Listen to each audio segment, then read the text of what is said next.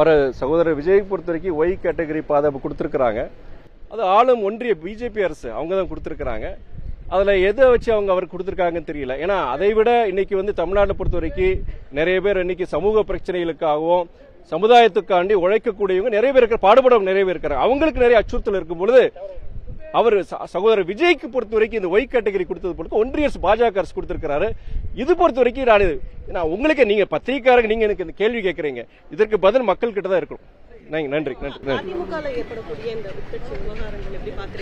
எந்த உட்கட்சி விவகாரம் அந்த கட்சி தான், அது அதிமுக இருந்தாலும் சரி, பாமக இருந்தாலும் சரி, திமுக மதிமுக, அந்த கட்சியோட உட்கட்சி விவகாரம் பொறுத்த வரைக்கும் ஜனநாயக முறையில் அந்த கட்சியோட மூத்த நிர்வாகிகளை தீர்ந்து வைக்கணும். இது பொது சபையில இது விவாதிக்கக்கூடியது இல்லை. அது இன்னொரு கட்சியுடைய ஒரு நபர் நான் அதை பத்தி பேசுற ஆரோக்கியமானது கிடையாதுன்னு நினைக்கிறேன். நன்றி.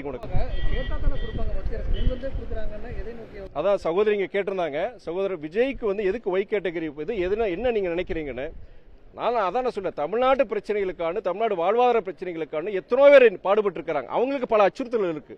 அப்படிப்பட்ட அச்சுறுத்தல் இருக்கும்போது அவங்களுக்கு எந்த பாதுகாப்பு கொடுக்காம இன்னைக்கு சகோதரர் விஜய்க்கு ஒய் கேட்டகரி பாதுகாப்புக்கு ஒன்றிய பாஜக அரசு கொடுத்திருக்கனா, அதற்குண்டான பதில் ஜனங்ககிட்டயும் உங்ககிட்டயே இருக்கு, எங்கிட்ட கேட்காதீங்க. நன்றி, வணக்கம்.